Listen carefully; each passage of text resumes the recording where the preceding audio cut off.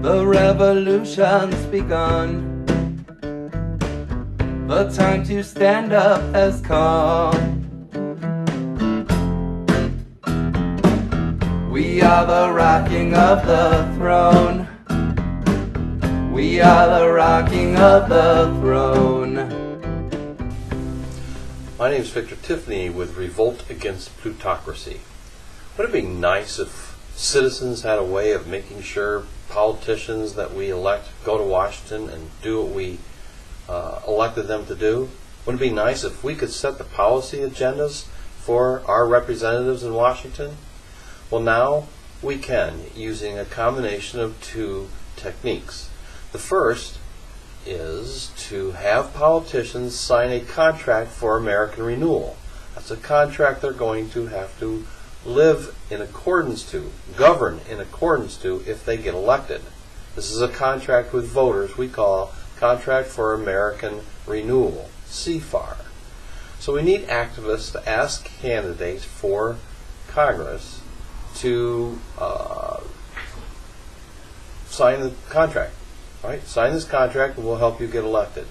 Don't sign this contract and we won't help you get elected.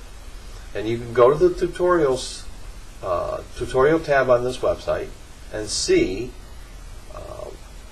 exactly how John advises you and I to approach candidates and ask them, first ask nicely, if they would sign the Contract for American Renewal. This is a continuation of the leverage strategy that we started in 2015-2016. Instead of burning or bust, we're calling it renew or else. Renew is short for the contract. And or else means, or else you're going to lose the election. We're very specific about how we're doing that. Just like Bernie or bust, we're building a movement of voters pledged to only vote for CFAR candidates. You sign the CFAR agreement, our voters are pledged to support you. You don't sign the CFAR agreement, we'll go to a third-party candidate to see if they signed the CFAR agreement. And if no candidate on the ballot has signed a CFAR agreement, we'll look for a write-in candidate to support. And as a last resort, in 43 states where write-in possibilities are on the ballot, we'll go and sign the contract ourselves and vote for ourselves. We need a movement of voters pledged to vote only for CFAR candidates. How do you build that movement? We have a pledge form here on our website you can use, but we want people in the congressional district, leverage activists in the congressional district to build these lists. So you build supporters of progressive people, people who support the CFAR populist agenda, and you build a list. And we're going to build a network of networks over time so we can, on the cheap, get candidates elected to Congress using this vast internet machine. This isn't going to replace on-the-ground, door-to-door activism that campaigns themselves have to organize. This is to supplement a progressive or populist candidate's campaign activities using tools and tactics available with us online. So we're asking people to become leverage activists, which means you go out and find a candidate to sign the CFAR agreement.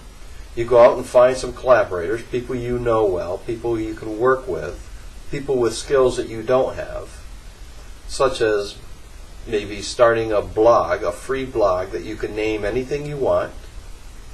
We had a candidate here locally. His name was Rick Gallahan or something like that. Rick is something. The Republican's name is Tom Reed. So we could name this page and this voter pledge Rick or Reed. You see, we get a nice alliteration. It's either Rick or Reed, because if you don't vote for Rick in the primaries, we're not supporting the Democratic Party candidate.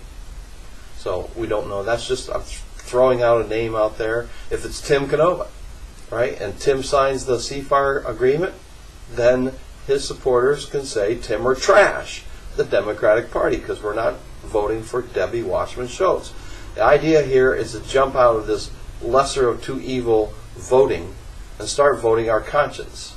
And in this case, it's voting for a CFAR candidate. Another advantage the CFAR gives us leverage activists is we don't have to figure out who's progressive and who's not. If they don't sign a CFAR agreement, they might just be a neoliberal. And if they do sign the agreement, particularly if they don't take off too many of these agenda points, these policy positions that are on the contract, then we definitely are dealing with a progressive populist candidate, and that's the kind of candidate we want winning the Democratic Party primaries. Why Democrat first? Why do we privilege the Democrats over the Greens? Because there are no Greens in office. Right now, as Norm Solomon pointed out recently in a Truthdig article, and I'll provide a link to that, the only viable election structure to oppose the GOP at this stage, right now, is the Democratic Party. Love them or hate them is moot. It's not a matter of being a loyal Democrat. It's a matter of using the Democratic Party for revolutionary ends rather than having the Democratic Party use us for neoliberal ends. We're turning the tables, and we're turning the whole process of elections on their heads. Previously, up till now, candidates decide they're going to be run for office. They put forward their platform, they put forward their agenda, they make their campaign promises, and then we voters decide which candidate we're going to support in the primaries, A, B, or C. This turns that whole thing on its head. We're coming up with the agenda, and we're finding a candidate who will sign the CFAR agreement. And if we don't sign the CFAR agreement, we're actually working to defeat them. It's reform or else you lose the general election. Because if I have to, I'll write in my own name. I'll sign the CFAR agreement and write in Victor Tiffany in the 2018 midterms. If no Democrat and no third-party candidate signs the contract for American renewal, that's leverage. That's what we discovered in 2015 when we organized the Bernie or Bust effort, and that's what we're doing going forward. The thing is, national organization can't do this in 468 races around the country. You need to get involved. You need to find candidates. Go to our website, citizensagainstplutocracy.org. Check it out. That's where you send the candidates for office. Send them there. Ask them to watch the video of John persuading them to become CFAR candidates, to sign the CFAR. And then they can also go to the CFAR's plural page and download the agreement. And it's very important when you talk to them, it's a negotiation. It's not a purity test. If they want to take a policy position or two off the contract, that's fine. If they want to add Medicare for all to the contract because they think it'll sell well, that's fine. As long as they add items that have majority support, it's still a populist contract. That's our approach. That's how we are going to make 2018 a progressive wave election or accelerate the destruction of the Democratic Party. It's a two-edged sword. I hope you grab it. I hope you take a few swings and join the Renew or Else movement. Thank you. RAP didn't become political revolutionaries because of Bernie Sanders. RAP originated the Bernie or Bust pledge because we're political revolutionaries. We are building a leverage movement to demand the next president of the United States is a genuine progressive. Please go to our website and sign up to join us today.